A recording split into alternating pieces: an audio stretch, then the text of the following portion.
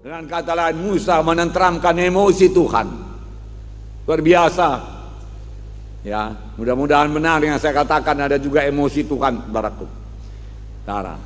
Tapi tidak seperti emosi kita, emosi yang wajar sekali ada pada Tuhan, saudara. Memusnahkan semua. Janganlah Tuhan, dia katakan, ingatlah karena Abraham, Ishak, ingatkan janjimu kepadanya. Lalu hati Tuhan lunak kembali. Okelah Musa, dia katakan. Itulah dia dewasa, bisa menanggapi Tuhan, saudaraku. Bisa menanggapi, bisa mengerti Tuhan, saudaraku. Bisa menyenangkan Tuhan. Dan Tuhan suka berkata-kata kepada anak Tuhan yang dewasa seperti itu, saudaraku. Saudaraku yang kasih dalam nama Yesus. Sebabnya kita semua mesti bertumbuh dalam Tuhan. Jadi orang rohani. Kebanyakan perkara dunia ini, kebanyakan perkara daging, perselisihan, pertengkaran, keinginan-keinginan duniawi akan menutup semua hikmat rohani. Kita tidak mengerti jalan Tuhan, tidak mengerti hikmat rohani.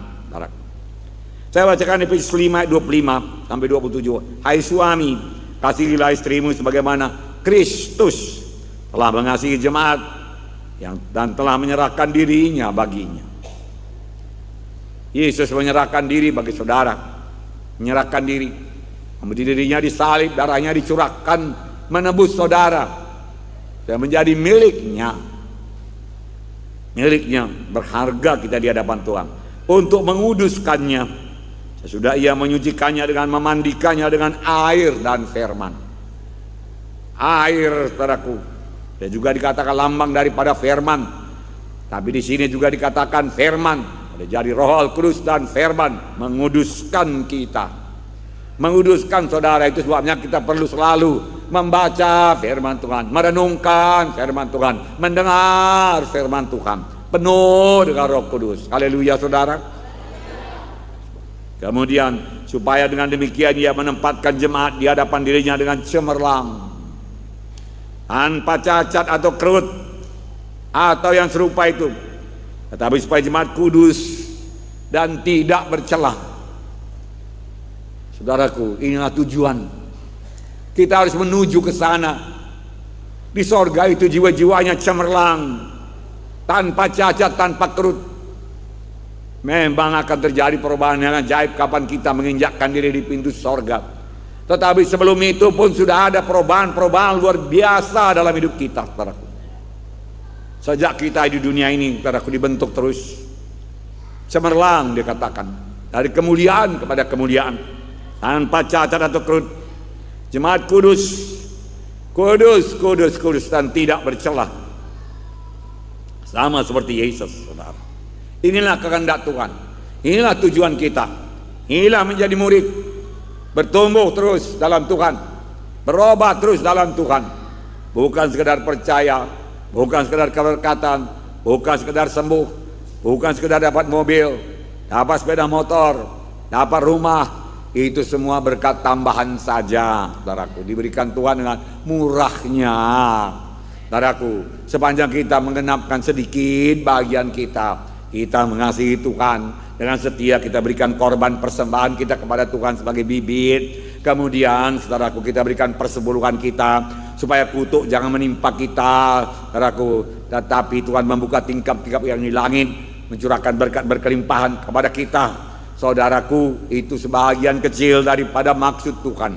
Maksud Tuhan yang utama menjadikan murid, saudaraku. Haleluya. Dan berbuah lebat, saudaraku. Lalu sekaliannya ditambahkan padamu, firman Tuhan berkata. Nah, saudaraku yang kasih dalam nama Yesus, Paulus mengeluh terhadap sidang Korintus. Sebenarnya keluhan Paulus dari Tuhan, karena dia merasakan Roh Kudus juga mengeluh. Apakah dikatakannya 1 Korintus 3, 1-3. Dan aku, saudara-saudara, pada waktu itu tidak dapat berbicara dengan kamu seperti kepada manusia rohani, tetapi hanya dengan manusia duniawi yang belum dewasa dalam Kristus. Paulus mau berkhotbah. Kalau Paulus berkhotbah perkara rohani mereka tidak mengerti. Tapi kalau Paulus berkhotbah berkat-berkat materi, wah dia sambut luar biasa, saudaraku. Senang mereka itu, saudaraku. Saudaraku yang kasih dalam nama itu, tapi untuk bertumbuh dalam Tuhan, mereka merasa ya sudahlah, semua anugerah Tuhan. Ya. Jadi manusia duniawi, Paulus berkata. Susulah yang kuberikan padamu, firman Tuhan yang enteng-enteng, yang ringan-ringan, yang tidak perlu mengangkat salib. Aku, susu kuberikan padamu, bukanlah makanan keras, sebab kamu belum dapat menerimanya. Sekarang pun kamu belum dapat menerimanya, karena kamu masih manusia duniawi. Masih manusia duniawi. Banyak pertengkaran, perselisihan di antara kamu. Sedikit-sedikit bertengkar, sedikit-sedikit atas mengatas, sedikit-sedikit tersinggung. Payah sekali mengampuni, membesarkan diri, menyombongkan diri. Semua banyak sifat-sifat manusia lama belum dilepaskan. Aku nggak bisa bicara kepadamu seperti manusia rohani, kepada manusia rohani, tapi kepada manusia duniawi. Paulus berkata, susu kuberikan padamu, susu, makanan yang ringan, ditelan saja, tidak usah dikunyah, bukan makanan keras, bukan makanan pedas, bukan. Sanggup kamu, dikatakan. Nah. Tapi saudaraku, Paulus, Roh Kudus bukannya meninggalkan sidang Korintus itu peringatan supaya jangan tetap demikian. Tidak bisa tetap anak-anak, firman Tuhan berkata. Ya. Kepada sidang Laodikea yang sudah sangat suam pun Tuhan berkata, kusediakan emas yang sudah beruji kepadamu supaya engkau menjadi kaya.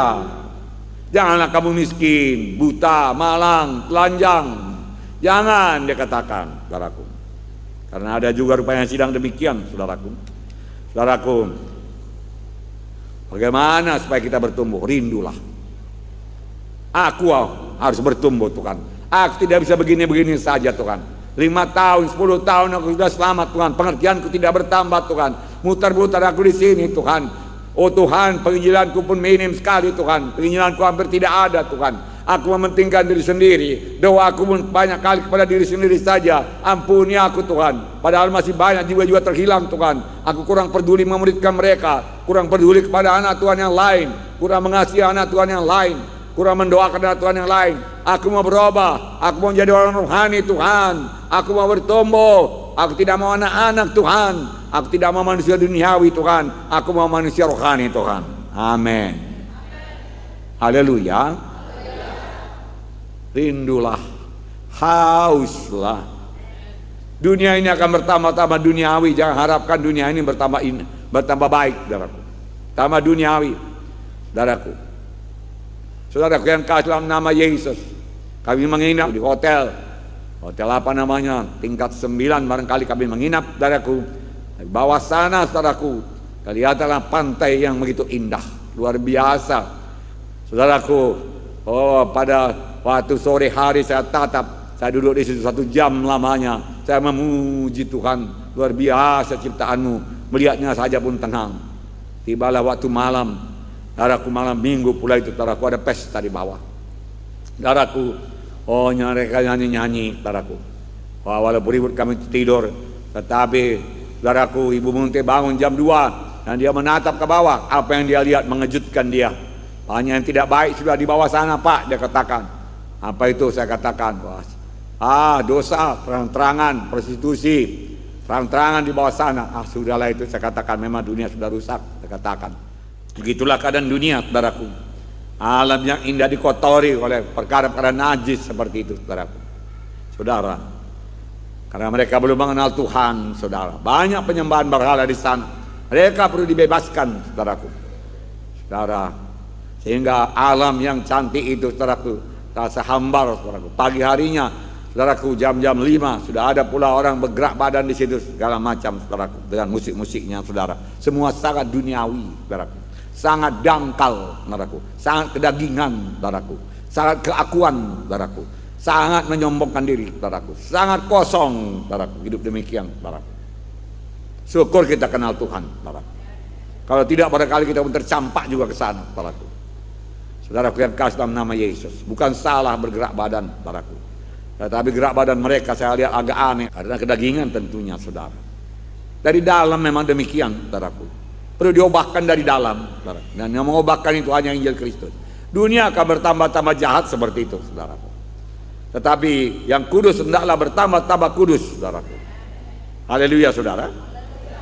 Nah, apa kata Tuhan pada sidang Laodikea? Aku tahu segala pekerjaanmu. Engkau tidak dingin dan tidak panas. Alangkah baiknya jika engkau dingin atau panas. Aku tahu pekerjaanmu. Aku tahu pelayananmu. Aku tahu apa yang kau perbuat. Engkau tidak panas, tidak dingin. Asal-asalan saja. Asal siap. Aku tahu pekerjaanmu. Bukan pekerjaan dunia ini maksudnya, saudara. Pekerjaan rohani yang kita kerjakan. Asal siap saja, tidak panas, tidak dingin. Alangkah baiknya kau dingin. Atau panaslah, itu kehendak Tuhan, panas. Menyala-nyala, bersemangat. Amin, saudara. Jadi karena engkau suam-suam kuku, tidak dingin atau panas, aku memuntahkan engkau dari mulutku. Tuhan gak mau minum yang suam. Beberapa kali saya dengan Ibu Munte, saudaraku, sehingga di restoran yang kadang-kadang belum pernah kami minum di situ, rasanya haus. Saya pesan teh manis. Lebih dahulu biasanya saya minta kepada pelayan, tolonglah airnya panas sekali ya, panas sekali. Nggak apa-apa, saya tunggu. Saya mau teh manis panas.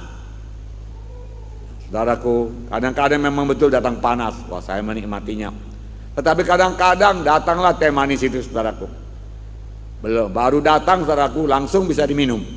Saudara, gulanya pun mesti dikocok lebih dahulu. Tidak panas dan tidak dingin. Saudaraku. Kerap kali yang demikian kami tinggalkan dan kami bayar. Kami tidak mau meminumnya karena rasanya tidak bersih. Tidak akan mati kuman-kumannya kalau begini. Ya udahlah, tidak usah minum, dan tempat lain minum. Tuhan Yesus pun berkata, karena engkau suam, kumuntahkan. Demikian rohani kita. Janganlah suam, janganlah asal jadi pelayanan kita. Oh, pemimpin kelompok sel, pemimpin sektor, hamba-hamba Tuhan, saudaraku. Tuhan mengharapkan kita ini melayani dengan roh yang menyala-nyala. Hendaklah rohmu menyala-nyala. Layanilah Tuhan, firman Tuhan berkata. Kalau roh kami tidak menyala-nyala, saudaraku, dengan keadaan kami yang seperti ini, kami tidak akan sampai di Makassar, tidak sampai di Kendari, mengadakan KKR lagi, saudaraku. Banyak tantangan, saudaraku. Seminar lagi, saudaraku. Saudara, saya pun bukannya fit 100% tubuh saya, saudaraku. Saya bergantung sepenuhnya kepada Tuhan, saudara. Tetapi rohnya menyala-nyala. Saya pikir, Tuhan, kami ini, baik Vicky memberikan firman Tuhan, baik Joyce memberikan firman Tuhan, Ibu Munte dan saya, semuanya kami mengambil bagian, saudaraku. Saudara, untuk menyampaikan firman Tuhan, saudara. Ya, akhirnya bisa juga, ya, dan kami percaya Tuhan berkenan dan mereka menerima berkat, saudaraku. Karena engkau berkata, aku kaya dan aku telah memperkayakan diriku dan aku tidak kekurangan apa-apa, karena engkau tidak tahu bahwa engkau melarat, malang, miskin, buta dan telanjang. Bagaimana mungkin ini? Nampaknya bertentangan. Orang Laodikia berkata, kaya kami, dia katakan kaya. Kami bersandar pada kekayaan kami, sudah terjamin hidup kami. Rumah kami sudah ada. Tabungan kami sudah cukup, buat cucu kami pun sudah cukup. Kami kaya, dia katakan kami kaya. Dan terus memperkaya diri kami ini, dia katakan. Tapi Tuhan berkata, kenalah engkau miskin, engkau buta, engkau melarat, engkau malang, engkau telanjang. Wow, ini tuh. Mereka berkata secara materi, secara duniawi, karena mereka orang dunia, kaya memang secara dunia. Tapi secara rohani, mereka itu miskin, buta, telanjang. Ini peringatan kepada kita. Jangan demikian, saudaraku. Jangan. Saudaraku yang kasih dalam nama Yesus, jangan. Kayalah secara rohani, amin. Kayalah secara rohani. Tuhan yang mengukur pelayanan kita.